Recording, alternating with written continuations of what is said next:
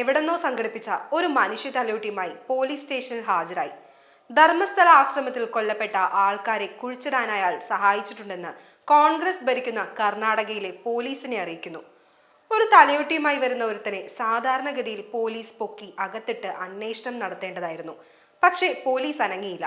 അവിടെ തുടങ്ങുകയായിരുന്നു ഈ നൂറ്റാണ്ടിൽ ഭാരതം ഹൈന്ദവർക്കെതിരെ കണ്ട ഏറ്റവും വലിയ ഒരു ഗൂഢാലോചനയുടെ തിരക്കഥയുടെ തുടക്കം. പിന്നെ കണ്ടത് ആശ്രമത്തിലെ ശുചീകരണ തൊഴിലാളി എന്നവകാശപ്പെട്ട അയാൾ 2 വക്കീലന്മാരുടെ നേതൃത്വത്തിൽ കോടതിയിൽ ഹാജരായി സംരക്ഷണം കൊടുത്താൽ ആശ്രമത്തിൽ കൊല ചെയ്യപ്പെട്ട 100 കണക്കിന് ആൾക്കാരുടെ, പ്രത്യേകിച്ച് സ്ത്രീകളുടെ ശവശരീരം കുഴിച്ചിട്ട സ്ഥലങ്ങൾ കാണിച്ചു കൊടുക്കാൻ തയ്യാറാണെന്ന് അറിയിക്കുന്നു.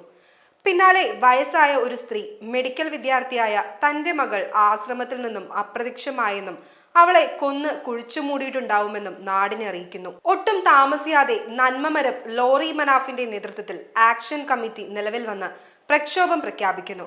അതോടെ മനസ്സിൽ ലഡു പൊട്ടിയ കർണാടക കോൺഗ്രസ് സർക്കാർ പ്രത്യേക അന്വേഷണം പ്രഖ്യാപിക്കുന്നു.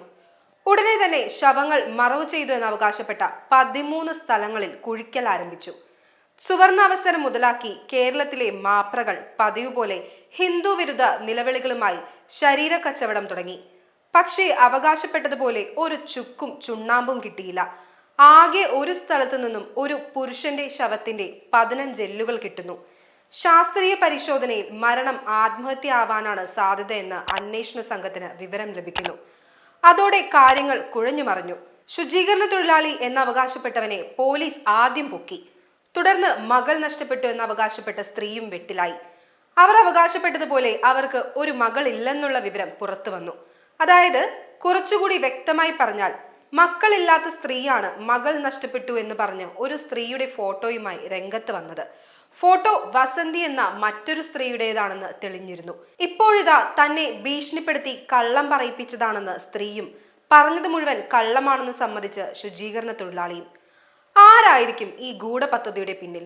എന്തായാലും മലയാളി നന്മമരം ജിഹാദി മനാഫ് കാക്ക അകത്തു പോകുമെന്ന് ഏതാണ്ട് ഉറപ്പായി. അതോടെ നാടകത്തിന് സുഡാപ്പികളുടെ പങ്കാളിത്തം എത്രത്തോളം എന്നതിന്റെ തിരക്കഥ പുറത്താവും. 800 വർഷം നീണ്ട മുഗൾ ജിഹാദി ഭരണത്തിനും 200 വർഷം നീണ്ട ബ്രിട്ടീഷ് ഇവാഞ്ചലിക്കൽ ഭരണത്തിനും സനാതന ധർമ്മത്തിന്റെ ഒരു രോമത്തിൽ പോലും തൊടാൻ പറ്റിയില്ല. 1947 ഇവന്മാരെല്ലാം കൂടും കുടുക്കയും എടുത്ത് സ്ഥലം വിടുമ്പോൾ ഒരൊറ്റ ഭാഷയോ ഒരൊറ്റ വേദപുസ്തകമോ ഒരൊറ്റ വേഷമോ ഒരൊറ്റ ദൈവമോ ഒരൊറ്റ നേതാവോ ഒരൊറ്റ സംഘടനയോ ഇല്ലാത്ത ഹിന്ദുക്കൾ 87% സ്വധർമ്മത്തിൽ തുടർന്നു. ജിഹാദികളുടെ വാളിനു മുമ്പിൽ ഭയന്നോ നക്കാപ്പിച്ച കാശോ പാൽപ്പൊടിയോ വാങ്ങിയോ മതം മാറാതെ അന്തസ്സായി ഹൈന്ദവ ധർമ്മത്തിൽ തുടർന്ന പിതാമഹന്മാരുടെ പിന്തുടർച്ചക്കാരായ ഞങ്ങളോടോ നിന്റെയൊക്കെ കളി? തരത്തിപ്പോയി മുട്ടിനട നന്മമരങ്ങളെ.